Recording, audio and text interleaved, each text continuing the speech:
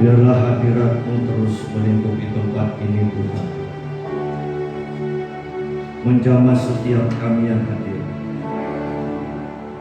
sehingga kami semua bisa berkata, bukan dari kata orang, tetapi mata kami sendiri melihat Tuhan. Berikan kami semua pengalaman dengan-Mu Tuhan. Dehesa kabot yanta kabot inahara latakayan. Biarlah kuasa kemuliaan-Mu membuat kami takut hormat akan Engkau. Selalu menyadari dimanapun kami berada, apapun yang kami kerjakan, Tuhan menyertai kami. Sehingga kami akan selalu berhati-hati dengan setiap perkataan dan tindakan. Bawa kami ke dalam kekudusan yang lebih lagi Tuhan, sehingga kami terus diserupakan dengan Tuhan. Sebentar kami akan mendengar firman. Roh Kudus, ajar kami supaya kami mengerti, supaya timbul iman melalui firman-Mu ini, dan kami menjadi pelaku-pelaku firman. Terima kasih Tuhan. Dalam nama Tuhan Yesus kami berdoa. Haleluya. Amin, amin, amin. Silakan duduk. Shalom. Puji Tuhan, kita bertemu lagi dalam waktu yang cepat. Ya, dan kita akan membaca firman Tuhan pagi ini dari kitab Kejadian. Kitab Kejadian pasal 39.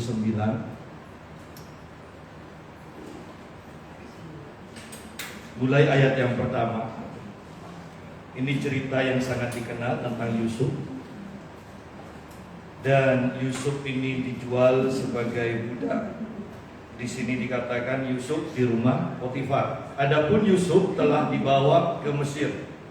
Dan Potifar, seorang Mesir, pegawai istana Firaun, kepala pengawal raja, membeli dia dari tangan orang Ismail yang telah membawa dia ke situ. Tetapi Tuhan menyertai Yusuf, sehingga ia menjadi seorang yang selalu berhasil dalam pekerjaannya. Maka tinggallah ia di rumah tuannya orang Mesir itu. Setelah dilihat oleh tuannya bahwa Yusuf disertai Tuhan, dan bahwa Tuhan membuat berhasil segala sesuatu yang dikerjakannya, maka Yusuf mendapat kasih tuannya, dan ia boleh melayani dia.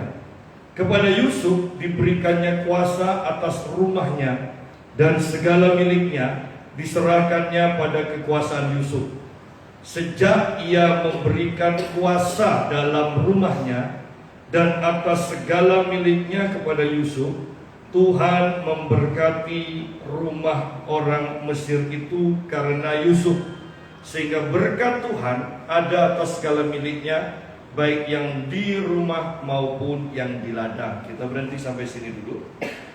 Latar belakang cerita ini adalah Yusuf mendapatkan 2 kali mimpi, dan 2 kali mimpinya itu artinya itu sama, yaitu seluruh anggota keluarganya bahkan orang tuanya akan menyembah Yusuf, sehingga saudara-saudaranya begitu marah dan iri kepada Yusuf. Dalam satu kesempatan,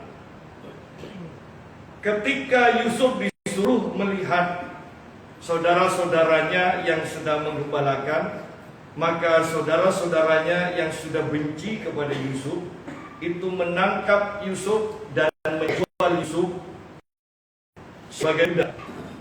Dia dijual dan kemudian sampailah dia dijual di Mesir kepada Potifar, dan cerita ini dimulai Yusuf di rumah Potifar, ya.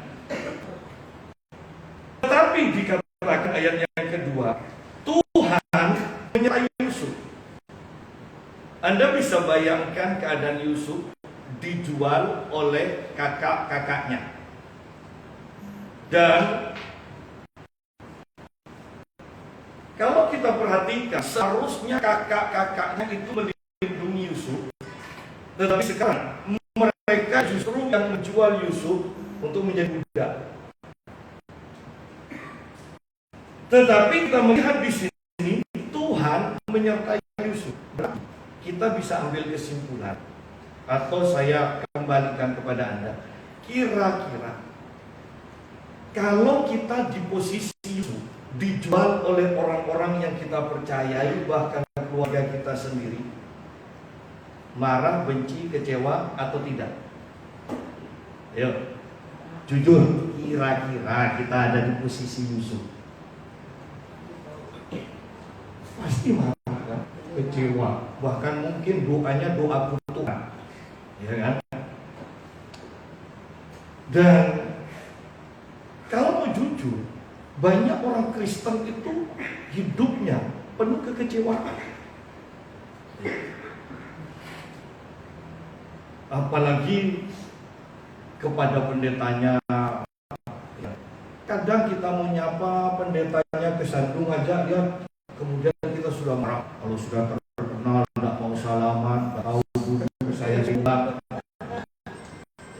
Artinya bahwa untuk hal-hal seperti pun kita itu mudah untuk menjadi kecewa. Yang jadi masalah adalah kita menganggap kekecewaan itu, kepahitan itu adalah hal yang biasa. Kalau perzinahan, dosa besar. Padahal saya tidak nyuruh berzina ya. Tapi kalau kita berzina, itu biasanya ya, kita masuk, coba membayangkan itu. Pasti kita itu setelah itu langsung sadar, itu dosa. Tapi kalau kecewa, kepahitan, kita tidak akan pernah mengatakan, Tuhan aku bersalah Tuhan. Yang kita katakan, oh itu yang salah. Sehingga kita tidak pernah minta ampun kepada Tuhan. Kita hidup dalam kekecewaan demi kekecewaan.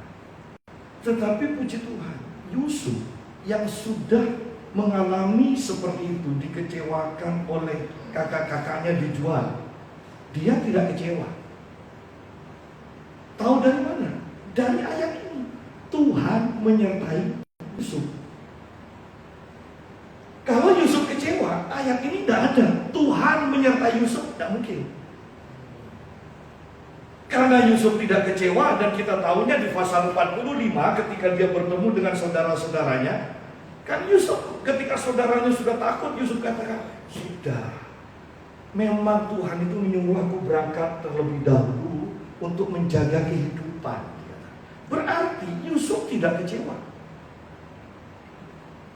Dan saya mau tekankan sekali lagi, kekecewaan itu fatal. Kalau kita mengharapkan penyertaan Tuhan, pengurapan Tuhan, dengan kekecewaan, semuanya tidak akan pernah terjadi. Dan kekecewaan ini bisa melanda siapa saja. Yohanes Pembaptis itu kecewa. Anda bisa baca ya nanti di rumah. Di dalam Matius pasal yang ke-11, di dalam penjara, Yohanes mendengar Yesus ini semakin kenal. Di bagian dalam penjara, dia kemudian panggil pengikutnya, dua pengikutnya, dan dia berpesan begini, coba tanyakan, sungguh-sungguhkah dia Mesias yang harus kami turuti? Kok bisa seperti itu? Di dalam penjara. Dan setelah dua pengikutnya ini datang kepada Yesus, dia bertanya, Yesus hanya katakan, beritahukan yang sakit sembuh, yang lumpuh berjalan, hanya seperti itu. Tetapi setelah itu Yesus berkata, berbahagialah orang yang tidak menjadi kecewa. Berarti kan Yohanes Pembaptis kecewa. Untuk apa dia bertanya, sungguh-sungguhkah Yesus adalah Mesias?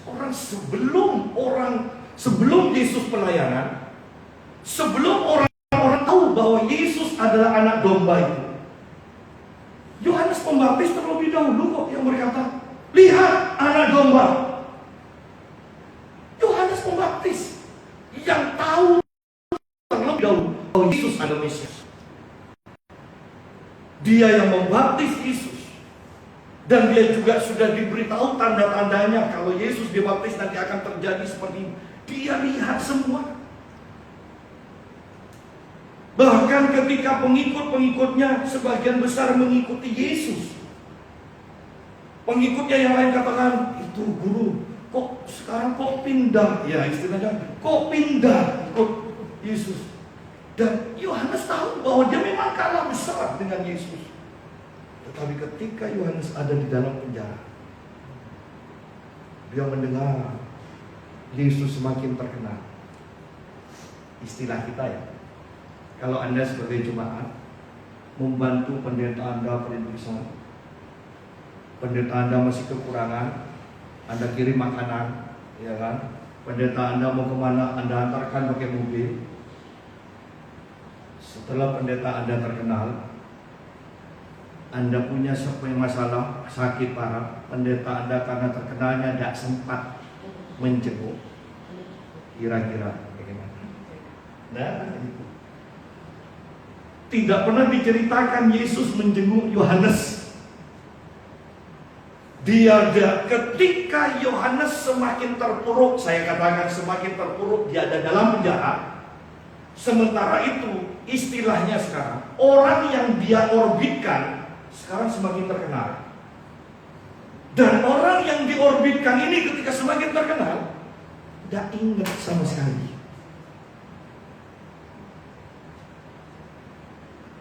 Dan ini adalah nabi terbesar. Nabi terbesar aja bisa kecewa.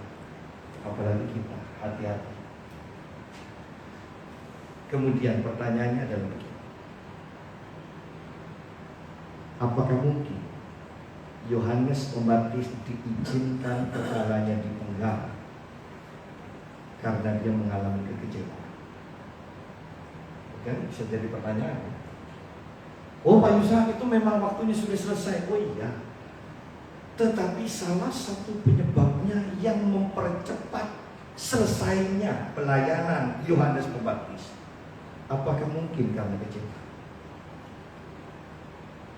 Anda bisa bayangkan kalau Yohanes Pembaptis ini dibebaskan, pemberitaannya kira-kira bagaimana? Dia akan jelek-jelekan Tuhan Yesus karena dia sudah kecewa. Hati-hati dengan kekecewaan. Saya dulu ada jemaat, satu bahkan itu kakak ipar saya. Itu kalau ada dia sama satu jemaatnya, kalau rapat apa aja, itu pasti tengkar.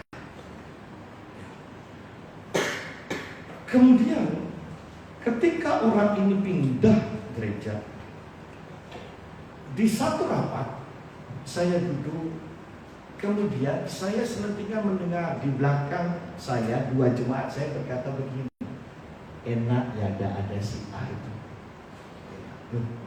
Enak, ini rapat belum dimulai loh, tapi dua orang berdua itu sudah berkata, enak ya ada si A itu. Berarti kekecewaan ini atmosfernya bisa terasa ya. Enak. Dan sejak dia pindah, kami rapat mau apapun aja banyak ketawanya. Jadi lihat betapa bahayanya kekecewaan ini. Saya pikir, ya, walaupun ingat ini tidak bisa dijadikan doktrin, ya, tetapi apakah mungkin salah satu penyebab Yohanes Pembaptis diizinkan dipenggal, mengalami kematian, dia tidak pelayanan lagi karena dia kecewa? Kalau memang itu, berarti setiap hamba Tuhan pun, setiap orang Kristen yang melayani, ketika engkau tidak bisa menyelesaikan masalah hatimu, kekecewaan itu, engkau sebenarnya tidak sedang melayani Tuhan. Pelayananmu mau. Bahkan jangan-jangan setiap ucapan-ucapanmu yang keluar, saya sudah katakan, ingat bahwa ucapan kita bukan hanya sekedar suara, tetapi roh yang diimpartasikan, ya. Bahwa jangan-jangan ketika dia melayani, roh yang salah yang diimpartasikan kepada jemaat yang dilayani, ya. Pak Yusuf tidak mudah mengampuni. Oh iya, memang tidak mudah, tetapi kita harus mengampuni karena itu perintah Tuhan. Pengampunan itu bukan masalah perasaan. Pengampunan itu masalah keputusan. Aku mengampuni si A atas perbuatannya. Tuhan ampuni segala dosaku, sucikan aku. Tapi kok gak langgeng? Tidak masalah, ucapkan terus ampuni. Nanti perasaan akan mengikuti pengakuan kita. Itu masalah keputusan soal pengampunan.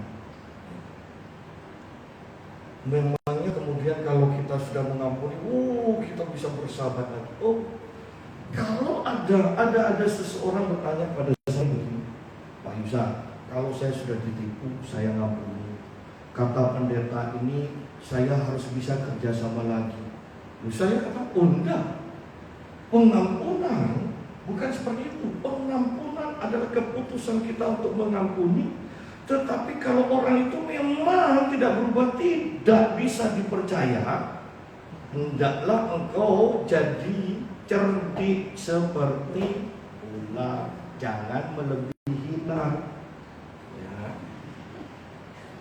tidak apa-apa kalau tidak ngerti, tidak apa-apa, terus ya. Nah, jadi kita di sini perhatikan bahwa banyak orang diajar salah. Kalau sudah ngampuni harus kerjasama, harus akrab seperti itu. Tidak bisa. Tapi tahu kita mengampuni adalah ini. Ketika kita bertemu, tidak ada perasaan dek, kemudian kita belengos, ya. Tidak ada seperti itu lagi, biasa. Ya. Berarti kita memang sudah selesai urusan pengampunan ini dengan orang tersebut. Ya, nah, kembali kepada pembahasan kita, bahwa ayat ini saya sangat senang. Tuhan menyertai Yusuf, sehingga ia menjadi seorang yang selalu berhasil dalam pekerjaannya. Ya, maka tinggallah ia di rumah tuannya, orang Mesir itu. Bahwa karena Tuhan menyertai Yusuf, maka apa saja yang dikerjakan Yusuf berhasil. Bahkan dikatakan Yusuf itu tinggal di rumah tuannya. Padahal ini kan budak yang baru. Biasanya yang tinggal di rumah tuannya itu adalah Satu budak yang sudah lama sekali dan sangat dipercaya. Hanya itu. Yang lainnya tinggal di rumah, di luar rumah tuannya, bahkan mungkin di kandang, di mana. Hanya satu kepercayaan saja. Dan Yusuf ini masih muda, Yusuf masih baru, dia tinggal di rumah tuannya. Apa saja yang dikerjakannya berhasil. Nah, kalau sudah seperti ini, kira-kira orang Kristen yang sungguh-sungguh disertai Tuhan suka mencari kerja? Enggak. Orang selalu berhasil. Malah kita yang akan cari orang. Kata selalu berhasil, itu berarti bahkan kita berhenti sekarang pun orang lain sudah siap untuk ajak bekerja. Herannya banyak orang Kristen ternyata tidak menggenapi firman Tuhan. Susah Pak cari kerja sekarang Pak. Susah. Tidak ada nomor. Kalau kau disertai Tuhan, engkau akan dicari orang. Amin. Saya bahkan sebagai hamba Tuhan, saya tidak pernah telepon teman-teman kenalan saya untuk minta pelayanan. Tetapi penyertaan Tuhan akan membuat kita berhasil. Bagi saya, berhasil dalam pelayanan, berhasil di dalam penggembalaan, berhasil dalam menyampaikan firman, sehingga dicari orang. Dicari. Bukan kita yang mencari, bukan kita yang ngemis-ngemis pelayanan. Demikian pula jemaat. Bukan engkau yang akan ngemis-ngemis pekerjaan, orang lain yang cari engkau. Saya punya keponakan. Dia orangnya pinter. Ada apa-apa dulu dia itu selalu minta doa. Ya. Dan dia sebentar kerja di sini. Sebentar lagi Cel doakan ya, Meme mau pindah kerja. Kenapa kok pindah? Dia ditawari gaji lebih besar. Kemudian kerjaannya juga tidak terlalu berat. Oh iya sudah ada apa-apa. Tapi tidak lama kemudian dia bilang doakan Cil ya, Meme mau pindah. Kok enak? Tapi saya nasihatkan begini. Kamu harus belajar setia. Jangan karena upah kemudian pindah. Belajar setia. Karena hanya orang setia yang akan mendapatkan kejutan demi kejutan dari Tuhan. Amin. Hanya orang yang setia saja. Nah, kita akan lanjutkan di sini ayat yang ketiga. Setelah dilihat oleh tuannya bahwa Yusuf disertai Tuhan. Nah, ayat ini saya senang. Setelah dilihat oleh tuannya bahwa Yusuf disertai Tuhan, berarti penyertaan Tuhan atas kita itu bisa dilihat. Mungkin orang yang tidak terlalu percaya dengan hal-hal supranatural selalu berkata, oh ya sikapnya, kebaikannya.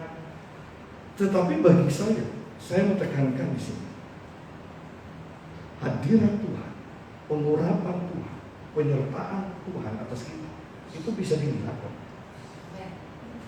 Satu saat saya ngambil NPWP, walaupun saya tidak punya gaji, tetapi karena mau melayani ke Malaysia, jadi waktu dulu kan harus pakai NPWP, kalau tidak bayar 2 juta.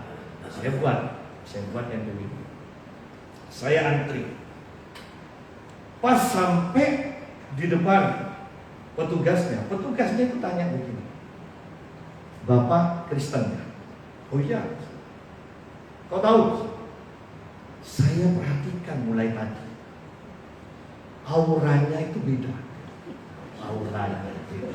Ya. Pakai darah Yesus ya? Tahu? Ini orang Islam. Pakai darah Yesus. Oh iya. Kemudian saya banyak berkata-kata dalam bahasa roh. Oh, apa itu Pak berkata-kata dalam bahasa roh?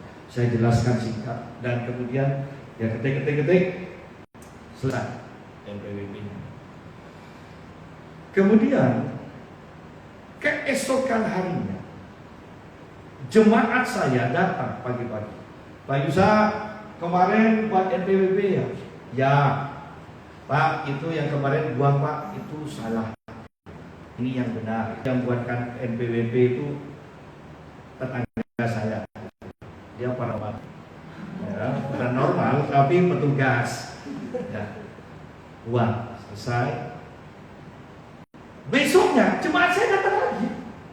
Pak Yusa, katanya maaf, NPWP-nya yang kemarin buang Pak Yusa, itu salah, ini yang benar. Kalau yang ini pasti benar. Dan benar, tapi Anda perhatikan bahwa paranormal bisa melihat penyertaan Tuhan atas kita, dan dia bingung. Loh, dia kan sudah biasa buat kan, kok bisa salah sampai 2 kali? Ketika saya melayani di Tuban, gereja teman saya ini, pendeta yang saya mentori, di sampingnya itu paranormal. Ketika saya datang, teman saya ini dipanggil sama paranormal. Itu siapa yang datang? Kenapa? Metafisikanya kok kuat sekali. Ya. Oh, itu mentor saya, kata teman saya. Oh, makanya. Bahkan ke hamba Tuhan yang saya mentori ini paranormal ini bisa kata begini. Bapak itu kalau secara jasmani gini baiknya luar biasa. Tapi Bapak tahu kan, kalau di alam roh Bapak ini kejam sekali. Dia bilang, berapa banyak teman-teman saya di alam roh itu yang Bapak pukuli, Bapak hajar. Ternyata bahwa ternyata alam roh itu sungguh-sungguh ada kan. Sampai bisa seperti itu. Nah, bayangkan kita ini sebagai orang Kristen, kalau penyertaan Tuhan atas hidup kita tidak sampai kelihatan, kan fatal kita. Kita berpikir Tuhan menyertai. Kalau Tuhan menyertai pasti kelihatan. Baik oleh orang-orang yang berhubungan dengan kita, apalagi oleh para dukun. Pasti kelihatan. Seringkali ketika saya penyembahan di tempat saya, orang-orang berkata, kok lihat ada cahaya yang begitu terang. Saya katakan puji Tuhan. Tetapi intinya ini loh, hadirat Tuhan, penyertaan Tuhan atas kita bisa dilihat. Apalagi di alam roh kan kita sudah diajarkan oleh banyak hamba Tuhan bahwa kalau kita hidup dalam dosa, di alam roh kita itu telanjang, tidak memakai jubah, kan? Sehingga dengan demikian dukun itu sudah tahu kok kita bisa disantet atau tidak. Para penghipnotis itu tahu kok orang yang bisa dihipnotis atau tidak, mereka tahu sudah. Jadi betapa pentingnya sekarang kita membenahi manusia rohani kita, membenahi hati kita, sehingga Tuhan menyertai kita, dan penyertaan Tuhan bisa kelihatan, bisa dirasakan oleh orang-orang di sekeliling kita. Jangan hanya selalu mengatakan dengan iman Tuhan menyertai saya. Kalau memang Tuhan menyertai kita, pasti bisa dirasakan. Bahkan gerejaku di gerejaku, Anda boleh tunjukkan pada saya gereja yang megah, yang dengan alat-alat musik yang canggih, dengan WM yang sangat fasih, sangat ahli. Saya bisa tahu apakah itu keahlian atau pengerapan. Seharusnya kan itu. Kalau sampai bahkan jemaat tidak tahu hal seperti itu, maka engkau akan ditipu habis-habisan sampai akhir hayat. Engkau berpikir engkau beribadah di gereja yang benar, padahal sebenarnya tidak ada Tuhan di sana. Dahsyat, Elia pun melihat gempa yang dahsyat, api yang dahsyat, tetapi Elia mempunyai kepekaan tidak ada Tuhan di sana. Justru ketika angin sepoi-sepoi yang tidak menarik perhatian, Elia tahu ada Tuhan di sana. Hal-hal yang Anda sungguh-sungguh hidup berdasarkan kepekaan. Kenapa? Karena kita disebut manusia rohani. Loh, kan aneh kan? Manusia rohani tapi tidak ngerti hal-hal rohani. Manusia rohani tapi tidak bisa melihat hal rohani. Kan aneh. Akhir-akhir ini Anda harus punya kepekaan.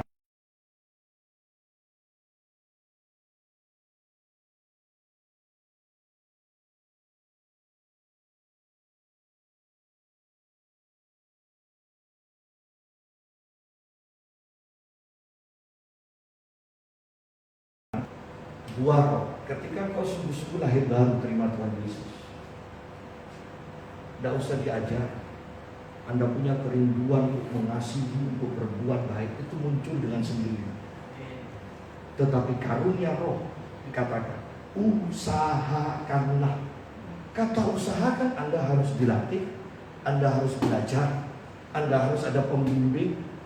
Kata usaha, tidak mudah.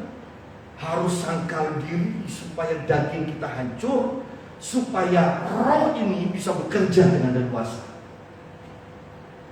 Itu tidak mudah. Kenapa saya katakan kita harus mengejar karunia roh di akhir zaman ini? Kuasa Tuhan. Mau agama apapun sekarang, mereka tampil dengan kuasa. Mau dukun dimanapun sekarang pakai TikTok, pakai apa, mereka menunjukkan kuasa. Kalau gereja tidak ada kuasa, pendeta tidak ada kuasa, hanya omong tok, habis gereja.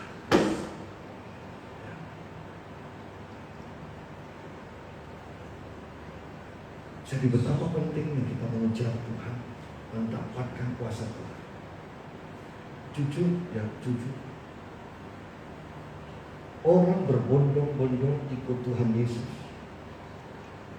karena Tuhan Yesus baik atau karena Tuhan Yesus banyak membuat mujizat? Karena Tuhan Yesus membuat mujizat. Lalu hal yang seperti ini oleh sebagian pendeta mau dihilangkan. Tak perlu karunia roh. Yang penting kasih, yang penting buah roh. Semuanya perlu, semuanya. Bukan sebagian. Kalau hanya sebagian, saya mau katakan Anda sedang mendengar suara setan. Siapa? Tidak lucu lah. Yesus tanpa kuasa itu bagaimana ya? Para rasul tanpa kuasa itu bagaimana? Hamba Tuhan tanpa kuasa itu bagaimana? Kan hanya dongeng lantas.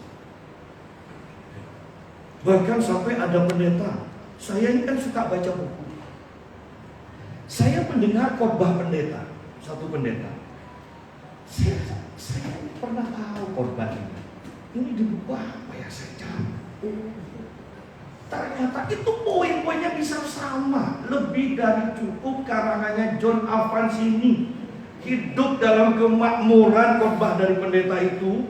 2 kali khotbah ternyata. Khotbah pertama dari bab pertama, khotbah kedua dari bab kedua. Tidak salah baca buku, tetapi itu kan hanya untuk tambahan, bukan intinya, bukan jiplaan.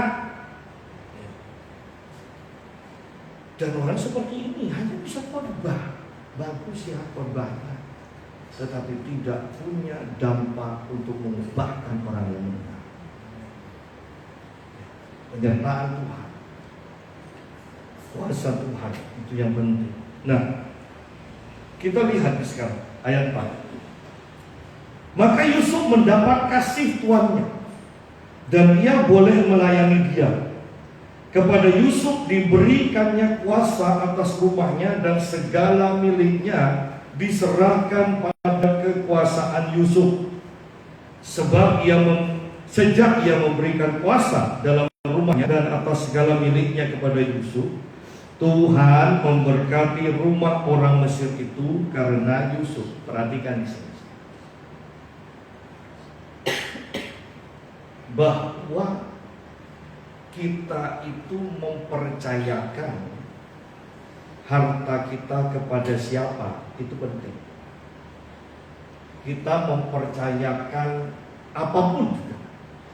Bahkan gereja pun pendeta kalau mempercayakan kepada orang yang tepat, gereja itu akan maju.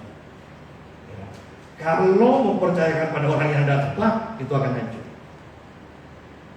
Anda sering melihat atau mendengar perusahaan yang hebat, yang kaya, yang besar, kemudian pemilik perusahaan itu mempercayakan kepada saudara-saudaranya, keluarganya, diangkat, ya.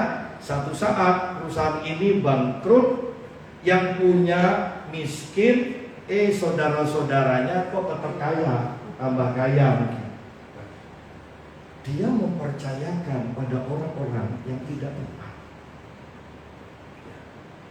Jadi kita harus bisa, kembali saya tekankan, sebagai manusia rohani, Anda harus bisa menilai. Ingat, kitab Korintus mengatakan manusia roh itu menilai segala sesuatu. Dan ini bisa digunakan bukan hanya di gereja, di dalam pekerjaan pun bisa. Sampai-sampai ada kenalan saya, pimpinan bank. Dia kalau mau merekrut karyawan, itu bisa tunjukkan KTP-nya, fotonya. Pak, dari 4 orang ini mana ya Pak ya? Orang ini seperti apa? Saya tunjukkan. Orang ini seperti apa? Sampai seperti itu, ya. Ada lagi mencari pembantu, sederetan pembantu itu. Pak, yang cocok yang mana ya? Kok jadi seperti dukun dan mas? Tetapi intinya saya mau tekankan bahwa setiap kita jangan bergantung pada pendeta, jangan bergantung pada seseorang. Setiap kita harus melatih manusia roh kita sehingga kita punya kepekaan. Anda tidak akan mudah tertipu kalau sudah seperti itu. Jadi di sini dikatakan sejak Potifar menyerahkan hartanya kepada Yusuf, maka Tuhan memberkati rumah orang Mesir itu karena Yusuf. Oleh karena itu, Alkitab juga katakan orang yang menikah hendaknya dia itu pisah dari orang tuanya, berumah tangga sendiri. Kalau nanti Anda tinggal sama papa, mama, mertua, mertuamu semakin kaya, engkau dikatakan numpang terus, gak mau pisah, gak mau kerja, gak mau mandiri. Padahal yang membuat papa, mama atau mertuamu itu semakin diberkati karena keberadaan kemungkinan. Jadi Tuhan suruh pisah, keluar dari rumahmu, rumah tangga sendiri, supaya kau tahu bagaimana Tuhan memberkati. Saya ingat ketika saya masih jadi pekerja, saya dan istri saya masih di pastoral. Ibu Indri Gautama datang dan dia panggil saya. Dia katakan, Yusa, kalau kamu mau punya pengalaman dengan Tuhan dan diberkati Tuhan, kamu harus keluar dari pastoral. Sewa rumah atau sudah sekitar 98 ya, ke atas, sudah krismon. Anda bayangkan saya kontrak rumah, ada telepon, ada air, ada listrik, dengan papi memberikan honor 75.000. Itu mau dikelola bagaimanapun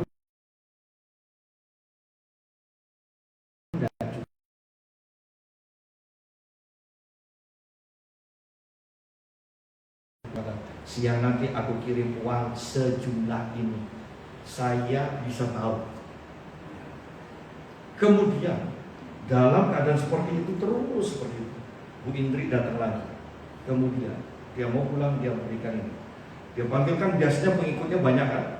Dia minta yang HP, kalung apa, ayo nabur. Kemudian dia serahkan semua ke saya. Dia katakan, saya ini buat kamu, ini buat istrimu. Dia sudah bagi. Ini buat benihmu, jangan dipakai. Kalau kamu pelayanan ke desa-desa, ada hamba Tuhan yang tidak mampu, ini benih. Kamu serah, kamu berikan. Dan saya lakukan. Sejak itu kemudian mulai naik. Tetapi yang saya tekankan bahwa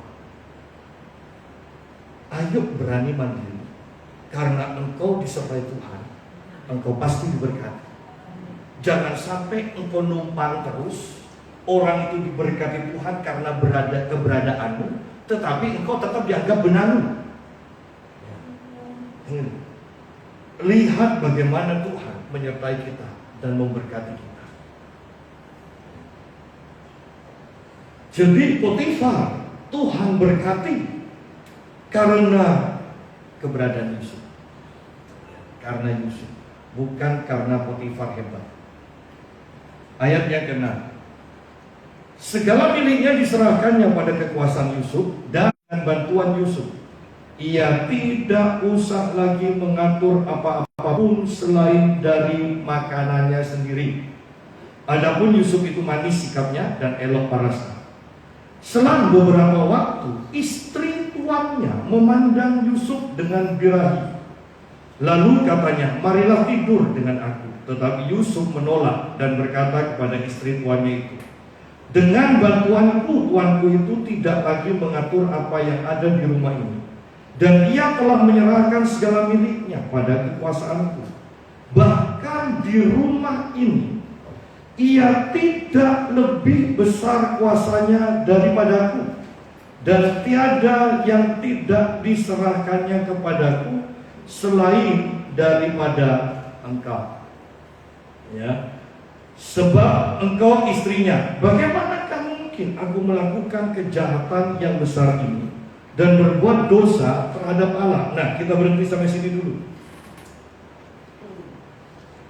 Kata-kata dari Yusuf ketika digoda oleh istri Potifar, dia mengatakan begini, yang tidak, ya, dan tiada yang tidak diserahkannya kepadaku selain daripada engkau. Untuk hidup di dalam penyertaan Tuhan senantiasa, kita harus mengerti batasan-batasan otoritas. Jangan sampai melanggar. Semua sudah diserahkan kepadaku kecuali engkau, istri. Ada batasan-batasan otoritas. Kadang dalam penggembalaan misalnya, wakil gembala dipakai Tuhan dengan luar biasa. Kemudian kok merasa mendengar sana sini, wah itu gereja ini maju itu karena kamu. Kemudian kalau ada yang lebih lagi masuk, enak pendeta kamu ya, pendeta senior, dah pelayanan, dah Jumaat, semua dihandle kamu, tapi hasilnya, pendeta senior ganti mobil, kamu tetap sepeda motor butut. Ya. Mulailah didengar. Akhirnya dia keluar, buka gereja baru, ya kan? Bukan masuk, buka gereja baru. Jadi masalah. Saya contohkan, misalnya, ketika di gereja awal dia bergerak dengan kesembuhan yang sangat kuat. Ketika dia buka gereja sendiri, kok karya kesembuhannya tidak jalan? Kenapa? Dia tidak tahu bahwa gembala senior dengan mengurangkan kesembuhannya, ketika dia menundukkan diri kepada gembala itu, maka pengurapan kuasa karunia yang ada pada gembala senior itu dikerjakan oleh dia. Tetapi ketika dia itu memutuskan hubungan, maka dia harus bergerak dengan karunia yang sendiri sekarang. Di sanalah orang akan kaget, loh, dulu kok hebat, sekarang kok enggak.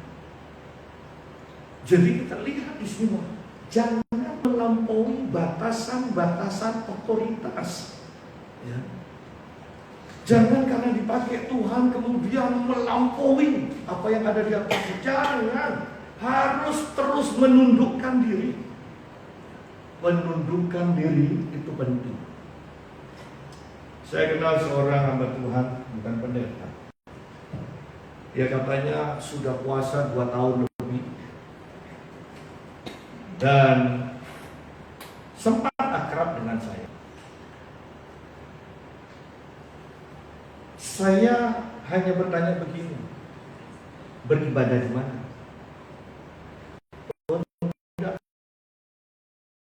Saya tidak beribadah, saya beribadah pada Tuhan Yesus. Dan sekarang bagaimana?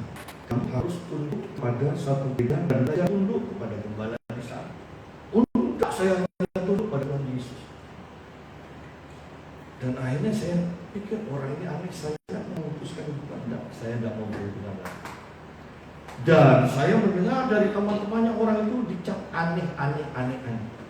Wah, kesombongan itu memang tidak menyenangkan. Kumpul sama orang sombong. Pendudukan diri itu melatih kita untuk tetap rendah hati. Tetapi kalau Anda tidak bisa menundukkan diri kepada satu organisasi, kepada satu hamba Tuhan, Anda sombong. Dan Tuhan benci pada orang sombong. Ya, kita lihat di sini. Ada batasan-batasan otoritas yang tidak boleh kita langgar. Selanjutnya di sini dikatakan, bagaimanakah mungkin aku melakukan kejahatan yang besar ini dan berbuat dosa terhadap Allah? Wow. Perzinahan, percabulan itu adalah kejahatan yang sangat besar. Sehingga kita sungguh-sungguh harus mawas diri. Banyak orang ketika jatuh dalam dosa tidak menyesal, tidak nangis. Coba bandingkan dengan ayat ini ya. Kitab Ratapan pasal 3. Kitab Ratapan pasal yang ketiga ayat 39. Mengapa orang hidup mengeluh? Biarlah setiap orang mengeluh tentang dosanya. Kitab Ratapan berkata, kok banyak orang mengeluh ya dengan kehidupan, dengan apa yang dialaminya. Tetapi kalau masalah dosa kok tidak pernah ngeluh. Ketika berbuat dosa kok tidak ngeluh. Kok tidak pernah nangis. Kalau bangkrut kok nangis. Kalau ditinggal pacar kok nangis. Tapi kalau berbuat dosa kok tidak nangis. Ini kan terbalik sudah berarti. Seharusnya kalau hanya masalah bangkrut, Allah Tuhan bisa pulihkan lagi. Masalah putus pacar, Allah Tuhan bisa, memang bukan jodoh kita, kan seperti itu. Tidak perlu nangis kan? Tapi kalau jatuh dalam dosa, itu waktunya kita sungguh-sungguh meratap menangis. Karena itu menghancurkan kita, itu menyedihkan hati Tuhan. Tetapi jangan orang yang sungguh-sungguh hancur hati ketika berbuat dosa. Hidup dalam kekudusan kalau mau berjalan dalam penyertaan Tuhan. Nah, di sini gereja punya masalah. Gereja sekarang banyak yang hidupnya kawin cerai. Bahkan pendeta pun bisa cerai, kawin lagi, masih tetap melayani. Saya mau katakan, sebagus apapun korban, kalau dia pendeta dan cerai, dia mau bertobat bagaimanapun dan dia kawin lagi, saya mengatakan lebih baik dia tidak usah korban, dia cari kerja dia saja. Dan gereja kompromi. Sekarang yang penting Peter ngomong. Tahukah Anda bahwa kita itu membawa sesuatu untuk diimpartasikan? Ketika hati kita, perbuatan kita tidak benar, kita akan mengimpartasikan yang tidak benar. Pendeta bisa cerai, kemudian kawin lagi. Seorang hamba Tuhan yang dihormati bertanya begini kepada saya, Pak, anak saya ini kan ditinggal sama pasangannya. Kemudian saya mendapatkan ini waktu mensediakan pasangan kembali dan akhirnya menikah karena dia tahu saya itu sangat anti dengan perceraian. Dia dekati saya sambil makan yang saya sudah minta beberapa tanda. pendeta ini memang ini dari Tuhan, saya sendiri dapat penglihatan dari Tuhan, ini memang dari Tuhan. Saya katakan, ya sudah terserah Bu. Pokoknya bagi saya tetap dengan prinsip saya. Pernikahan satu kali, kecuali karena kematian. Nah, selesai pembicaraan seperti itu. Tetapi lihat orang, apakah mimpi, penglihatan, nubuatan bisa menggantikan kebenaran firman? Gereja sekarang krisis tentang kekudusan ini. Sehingga jangan heran, gereja sebesar apapun, ketika ibadah jarang ada mujizat. Saya pergi ke sebuah gereja di Malaysia. Itu bahkan pendetanya punya pengalaman seperti ini. Ribuan jemaatnya. Kalau ibadah, itu jemaat bisa merasakan lantai gereja itu jadi seperti laut gelombang. Mujizat itu sering kali terjadi. Hamba Tuhan ini punya kebiasaan, kalau Senin dia akan masuk ke seperti hutan di belakang rumah. Dan jemaatnya memperhatikan, ada apa? Jemaatnya ikuti dia di hutan, kemudian ketemu sama hamba Tuhan ini katakan, sekarang ngumpul semua ya, kumpul semua. Kemudian dia buat tinggal. Selesai itu, hujan turun. Itu jemaatnya yang di dalam lingkaran tidak kena hujan. Itu betapa luar biasanya buat Tuhan ini dan gereja. Tapi akhir-akhir itu jauh merosot. Mentor saya berkata begini, ya, orang Malaysia, orang yang butuh.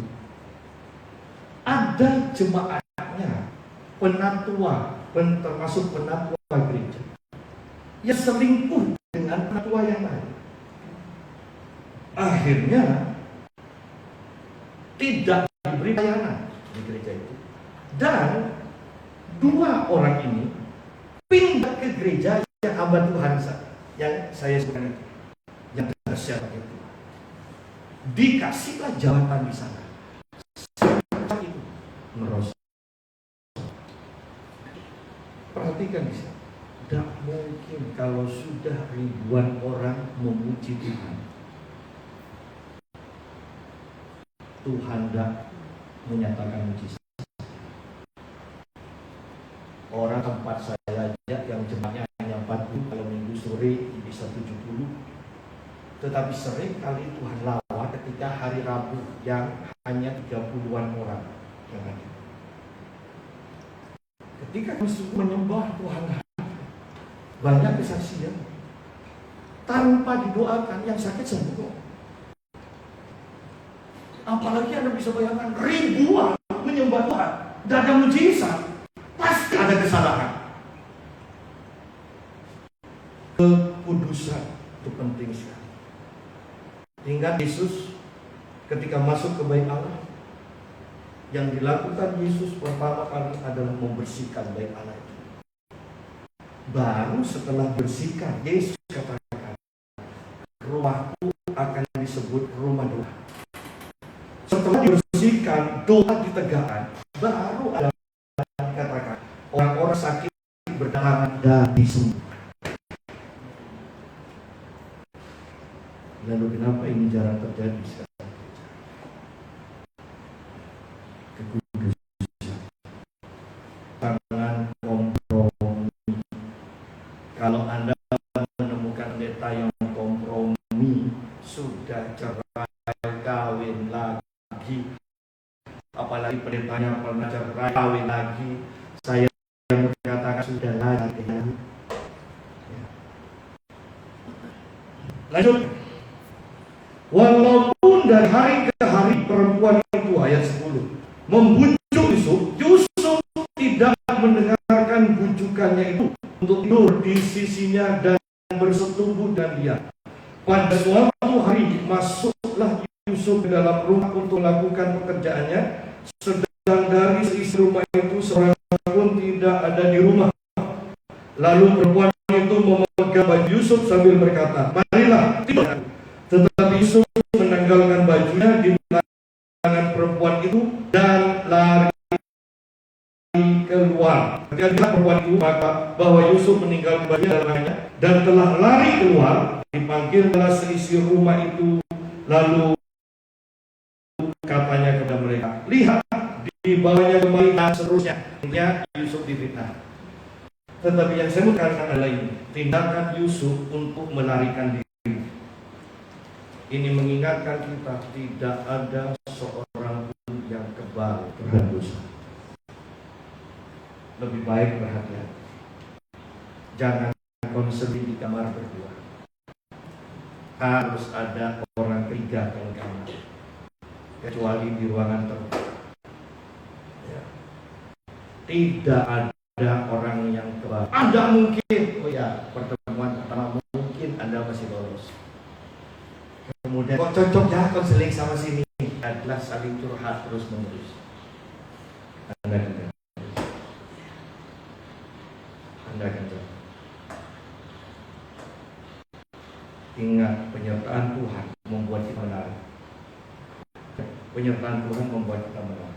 Anda perhati, orang yang khotbah dalam pengurapan itu kelihatan tambahkan kelihatan menang.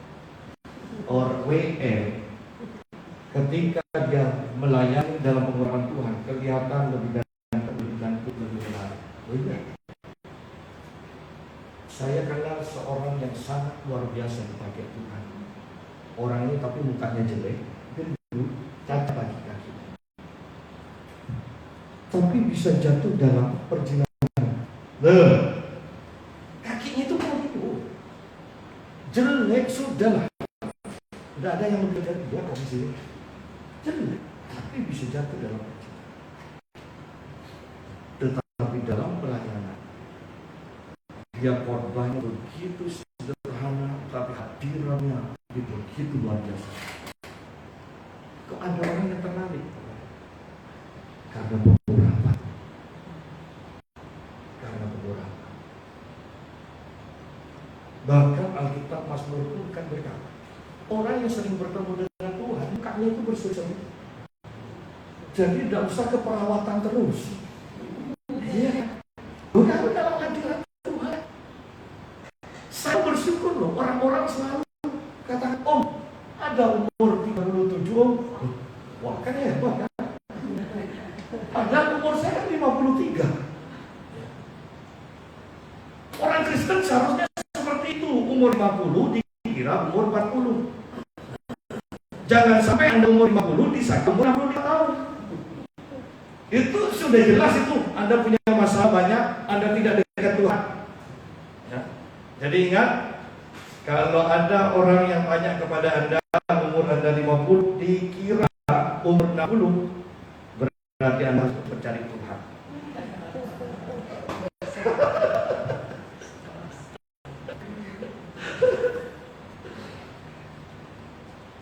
Ya, pengurapan itu membuat kita menangis. Ya. Kalau enggak, saya bergurau walaupun ada kebenaran. Indonesia ini pengusaha hamba-hamba Tuhan. Gereja-gereja di Indonesia. Coba kalau ada berita dari luar negeri dan dikurapi, orang-orang kaya usaha menjauh membeli apa sudahlah segala macam. Ya, padahal makan 2 macam aja cukup, ini 10 macam. Ya. Sehingga akhirnya karena itu terus menerus. Sekarang dibawa ke England, tidak mampu. Itu kan merusak Tuhan kan? Ada seseorang yang hamba Tuhan yang sangat bagus baru-baru ini datang. Saya katakan begini pada teman saya, mumpung belum dirusak sama hamba Tuhan, saya dekat ajaklah kakak dulu. Saya mau belajar. Beberapa banyak hamba Tuhan senior yang dari luar negeri setelah berkecimpung di Indonesia rusak. Buatannya itu panjang pendeknya tergantung kayangannya. Kalau tidak percaya buktikan.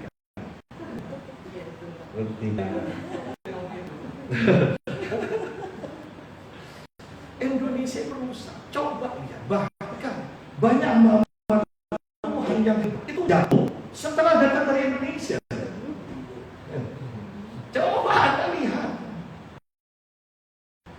Mau yang Riri, mau yang Seri, pokoknya sejak dari Indonesia datang jatuh dan percintaan, tidak apa-apa.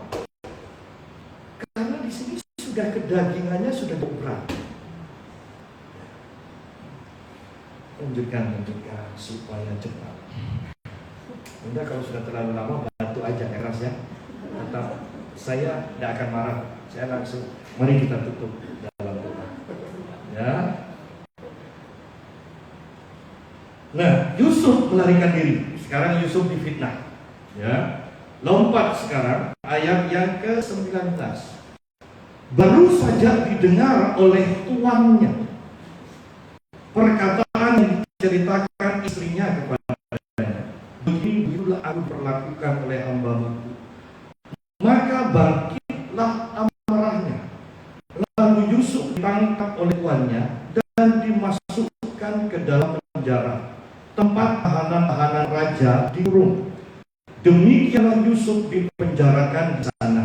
Tetapi Tuhan menyertai Yusuf dan melimpahkan kasih setia kepadanya dan membuat Yusuf kesayangan bagi kepala penjara itu. Sebab itu kepala penjara mempercayakan semua tahanan dalam penjara itu kepada Yusuf, dan segala kerjaan yang harus dilakukan di situ dia yang mengurusnya. Dan kepala penjara tidak mencampuri segala yang dipercayakan kepada Yusuf, karena Tuhan menyertai dia dan apa yang dikerjakannya dibuat Tuhan berhasil. Nah, yuk kita lihat sekarang. Kembali Yusuf ditangkap, dijebloskan dalam penjara, dan kita mendapati kalimat tetapi Tuhan menyertai Yusuf.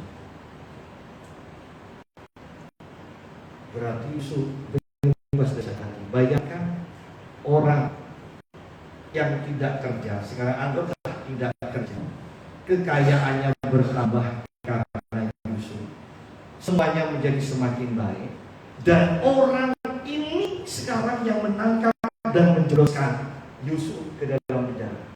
Kok tidak kecewa? Karena Yusuf tidak kecewa, maka kita bertemu dengan dia. Tetapi Tuhan menyertai Yusuf. Jangan kecewa. Ya. Sekarang dilatih kedua kalinya. Di dalam penjara pun, lihat di sini ketika kita disertai Tuhan. Di rumah Potifar, Potifar menyerahkan semuanya kepada Yusuf. Dalam penjara, kepala penjara menyerahkan semuanya kepada Yusuf.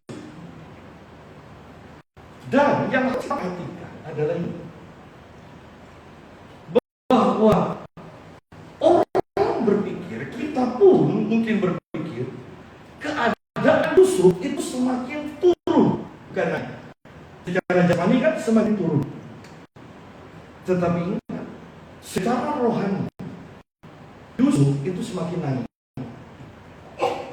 Di rumah Potifar, Yusuf berkuasa atas satu rumah. Betul? Di dalam penjara, ini kan penjara kota, anggaplah penjara kota.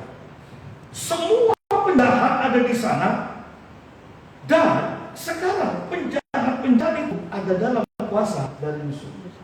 Bisakah kita artikan sekarang otoritas Yusuf diperluas menjadi satu kota? Nanti Yusuf keluar lagi dari penjara. Selama 7 tahun masa kelimpahan Mesir, dia berkuasa atas Mesir. Satu Mesir, satu negara diluas. 7 tahun masa laparan, orang-orang di seluruh dunia yang kelaparan itu datang ke Mesir, dan hidup mati mereka ditentukan oleh keputusan Yusuf. Lihat di sini. Jangan gampang kecewa, jangan meratapi keadaan kita bahwa secara rohani walaupun secara jasmani seperti Yusuf merosot, secara rohani dari satu rumah kepada satu kota, nanti kepada satu bangsa, dan 7 tahun berakhir itu sudah. bahwa semua goncangan, semua masalah yang kita alami, saya mau katakan, kalau kita sadar bahwa ini semua adalah Tuhan turut bekerja untuk mendatangkan kebaikan bagi kita. Berarti hati kita ini loh yang bentuk. Kalau masalah yang ada tangis, kenapa orang mengeluh? Kalau orang mengeluh itu hanya karena usaha, jangan karena keadaan yang jasmani. Toh nanti dalam masa pengangkatan, bukankah hanya orang yang kebanyakan saja yang hancur yang akan bisa berubah? Banyak orang ketika berbicara akhir zaman, fokusnya adalah antikris. Keliru. Akhir zaman itu fokusnya adalah Yesus, pernikahan anak domba. Kalau Anda fokusnya antikris, Anda takut menghadapi akhir zaman. Tapi kalau fokus Anda adalah Yesus yang akan menjadi pemenang, yang akan menjadi pembelai, maka kita akan menghadapi akhir zaman. Bahkan sebelum Antikris berkuasa penuh, saya katakan, gereja sudah tidak ada di muka bumi. Apa yang saya katakan? Bahwa kita selamat bukan untuk mendapatkan cara, itu cara yang jalan murka. Kemudian kitab Korintus, kitab Risau katakan pada saat bunyi sangkakala Allah terakhir, berarti sangkakala Allah ketujuh, kita akan diubahkan. Berarti waktu cawan diubahkan, kita sudah ada. Kita sudah diubah. Kalau sampai garam itu masih ada di muka bumi, bumi tidak akan bisa rusak sepenuhnya. Kalau terang itu masih ada pada waktu Antikris tidak bisa berkuasa sepenuhnya. Karena terang sudah diangkat, karena garam sudah diangkat, maka bumi menjadi rusak, penuh dengan kegelapan. Lalu kenapa kita takut menghadapi akhir zaman dengan isu-isu yang tidak penting? Tetapi ingat, untuk mengalami pengangkatan dari kita terima Yesus, daging ini sudah harus ditambahkan.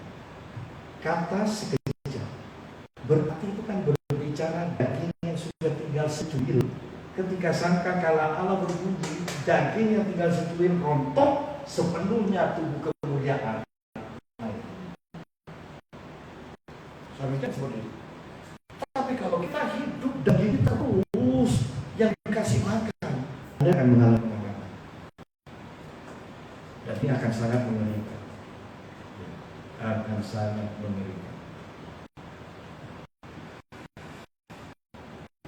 Lalu sekarang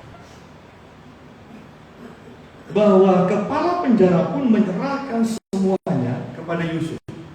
Jadi kalau kita disertai Tuhan, mau ada dimanapun kita tidak usah takut. Dulu saya kalau melayani begini, saya kenal tempatnya penuh hadirat Tuhan, tempat yang kering, ya kan ada seperti itu. Dan karena gaya khotbah saya tidak pakai catatan, itu kalau ketemu sama atmosfer yang kering, itu saya khotbah itu bingung mau mengalir kemana, itu sudah tidak bisa luas gitu sampai ketika saya Tuhan berkata begini, anak, aku menetapkan engkau menjadi pembawa hadiah. Engkau yang menentukan keadaan, bukan engkau yang menentukan keadaan. Sejak itu saya berkorban manapun saja yang yakin kita mengatakan musuh.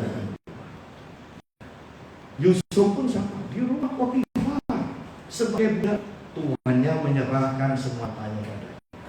Sebagai orang yang ditahan dalam penjara, kepala penjara semuanya. Di dalam penjara, Yusuf bertemu dengan dua orang, juru minum Firaun dan juru roti Firaun. Dua-duanya mendapat mimpi dan mereka ditafsirkan oleh Yusuf bahwa juru roti itu akan digantung, kemudian juru minum, juru anggur itu akan dibebaskan, posisinya akan dikembalikan. Ya. Nah, yuk kita lihat pasal yang ke-40. Ayat yang ke-11, ini perkataan Yusuf kepada juru minum. Tetapi ingatlah kepadaku apabila keadaanmu baik nanti kau bebas dan dikembalikan. Tunjukkanlah terima kasihmu kepadaku dengan menceritakan hal ihwalku kepada Firaun, dan tolonglah keluarkan aku dan rumah ini. Dan juru anggur ini kemudian keluar, juru minum ini. Kita lompat, kita baca di sini ayat 21. Kepala juru minuman itu dikembalikannya ke dalam jabatannya, sehingga ia menyampaikan pula ialah keterangan Firaun. Tetapi kepala juru roti itu digantungnya seperti yang ditakbirkan Yusuf kepada mereka. Tetapi Yusuf tidak diingat oleh kepala juru minuman itu, melainkan diubahkan. Setelah lewat 2 tahun namanya bermimpi bahwa bersyukur Yusuf tidak kecewa, ya, ditinggalkan, dilupakan oleh orang yang ditolongnya, guru minuman. Yusuf kemana?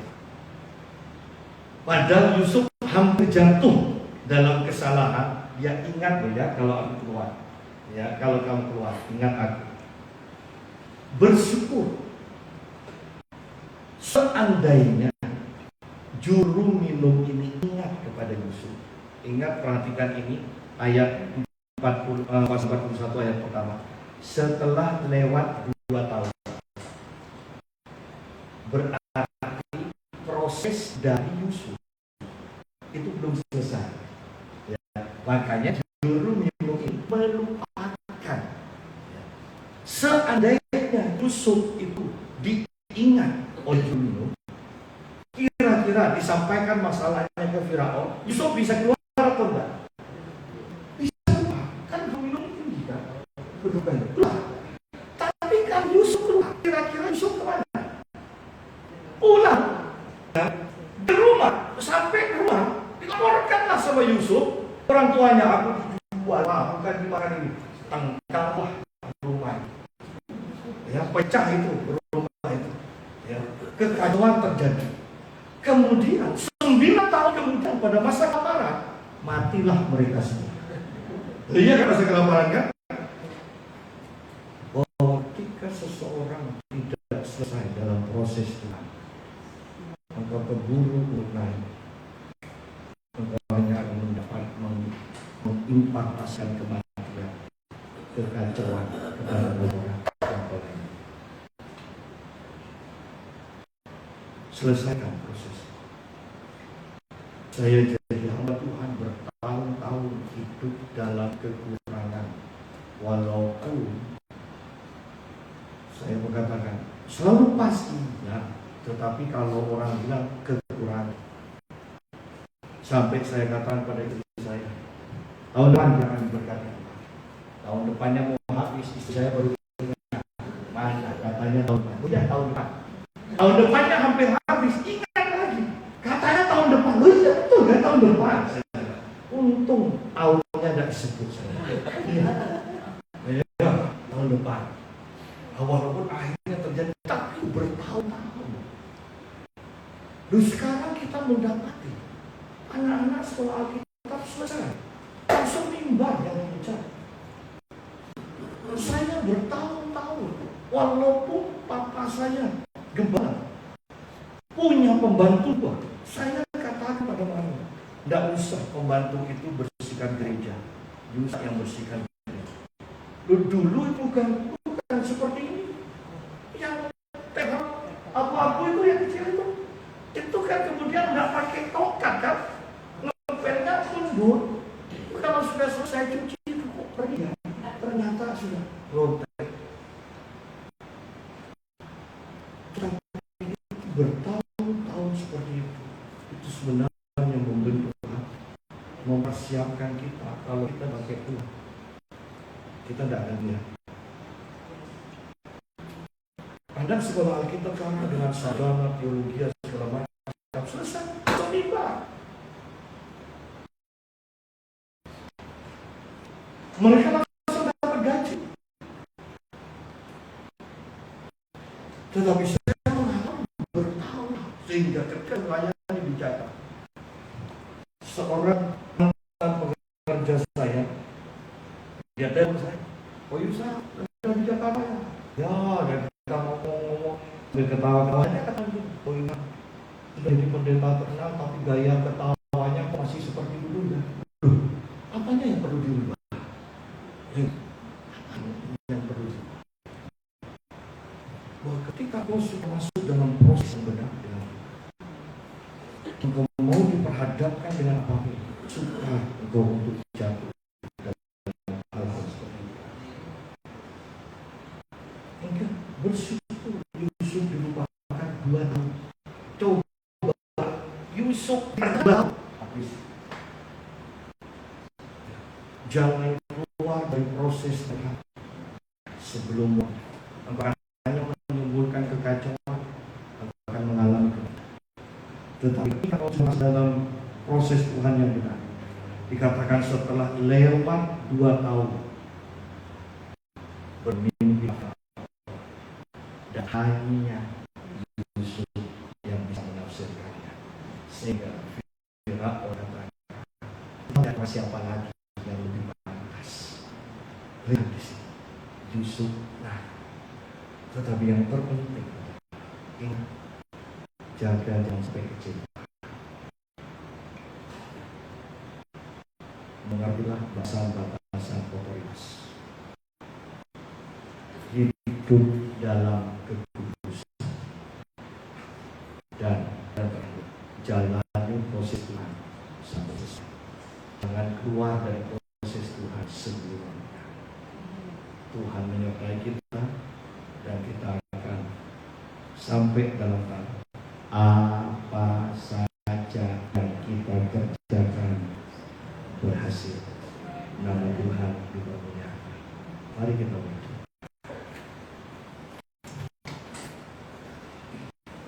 Saya kembalikan kepada Bapak.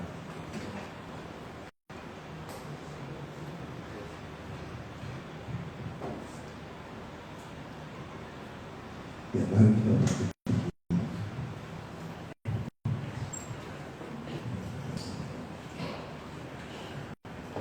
Tuhan selalu menolongku, selalu menjagaku, selain diraguku, akan jatuh tanpa seizin. Tuhan selalu selalu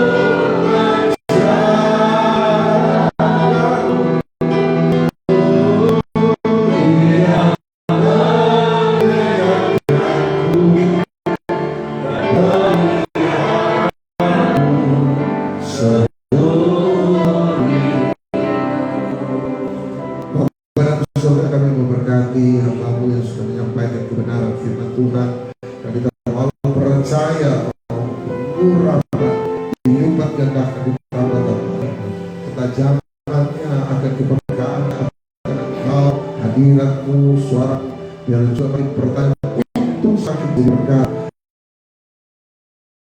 bagi setiap umat dan jemaat yang dilayani. Bukan hanya menjadi berkat, tapi menjadi teladan. Kami juga harus bisa belajar untuk menghadap Engkau. Setiap domba-dombaku mengenal suatu Tuhan. Oleh sebab itu bawa kami dalam hadirat-Mu lebih dalam dan lebih dalam kami mendengar dari kebenaran firman-Mu, melakukan ketaatan yang kami ambil itu mempertajam kehidupan kepekaan rohani kami di dalam Tuhan. Terima kasih, berkati kami, ajar kami untuk melewati setiap proses yang tertentu tanpa sebuah kekecewaan, sebab kami tahu Tuhan menyertai kami, Tuhan menjaga kami, Tuhan memelihara kami, Tuhan melindungi kami, Tuhan bukakan jalan bagi kami, Tuhan menyertai kami, Tuhan ada di samping kami. Immanuel itu sungguhnya. Kami percaya kalau kami ikut jalan yang Tuhan, Tuhan yang jaga kami, Tuhan yang jamin kami, Tuhan yang pelihara kami, Tuhan yang kasih makan kami, Tuhan yang kasih kami, Tuhan yang berkati kami. Tapi kalau kami jalan menurut jalan kami, kamilah yang harus jaga diri kami sendiri, kamilah yang harus bertanggung jawab atas diri kami sendiri, kamilah yang harus gaji diri kami sendiri, kamilah yang harus lindungi diri sendiri. Oleh sebab itu ajar kami dari dalam perjalanan Tuhan. Terima kasih memberkati umat-Mu. Percaya kami pulang sebentar sebagai orang-orang yang dibakar, ditambah-tambahkan kebenaran firman, makin berkuat sebab iman dimulai mendengar dan pendengaran akan firman Kristus. Kami alami, iman kami kuat, hidup kami berkati di dalam nama Tuhan Yesus Kristus yang percaya sama-sama dengan katakan amin, amin, amin, amin. Sekali lagi kita akan memberi korban persembahan. Bagi yang ada di online bisa memberi korban persembahan dengan nomor rekening CA 6750770612 atas nama Bu Lulia Puspita. Kami percaya bahwa pelayanan dari Lia Istri adalah pelayanan yang subur, tanah yang subur untuk berkat dalam hidup Anda akan menjadi bayar yang besar dalam hidup kita. Dan selamat memberi, selamat menabur dengan sukacita sukarela. Tuhan mengasihi setiap kita. Minggu depan kita akan melayani oleh Ibu Valentina Irawan tanggal 30 September pada jam yang sama, pada hari yang sama, pada tanggal yang berbeda, tempat yang sama. Saya percaya setiap tahun pasti akan diberkati. Oke, sudah tidak ada pengumuman lain. Sekali lagi saya mengucapkan terima kasih untuk tanggal 21 kemarin dan tanggal 20 mereka sudah berpartisipasi hadir baik di hari Jumat pagi dan waktu hari Sabtu sepanjang hari. Terima kasih, Tuhan Yesus memberkati. Yang mana kita sama-sama berdiri sekali lagi, kita terima kasih. Mari kita bangkit berdiri. Tuhan selalu menolongku, selalu menjagaku, dalam hidupku tak akan terjatuh tanpa seizinmu. Tuhan selalu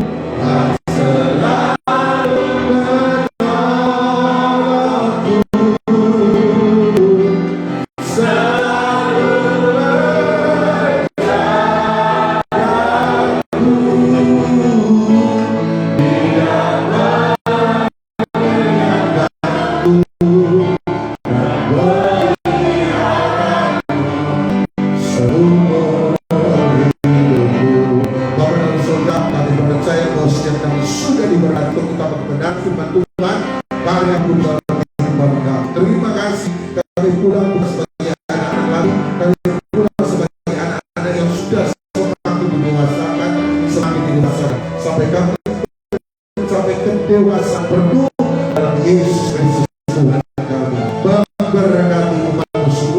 yang melakukan kebenaran firman Tuhan pasti akan melihat berkat Tuhan dalam hidupnya. Memberkati Tante Maria sebagai pemimpinnya adalah kau berkati dalam nama Tuhan Yesus Kristus. Kekuatan, kesehatan hidupnya, kerinduan isi hatinya, motivasinya, biar menjadi berkat dan menjadi pada bagi kami semua. Memberkati semua yang melayani Tuhan, memberkati semua yang hadir, mulai dengan dari segala siksa daripada Tuhan. Oleh sebab itu akan dua terima segala daripada Allah Bapa, cinta kasih sayang dan syafaat daripada Tuhan Yesus Kristus. Persekutuan, penghidupan, kekuatan, suci dan dasar kemenangan, hikmat wahyu, rahmat daripada Roh Kudus menyertai kita semua, mulai daripada pagi siang hari ini sampai selama-lamanya. Di dalam nama Tuhan Yesus Kristus yang percaya di dalam berkat Tuhan, sama-sama kita katakan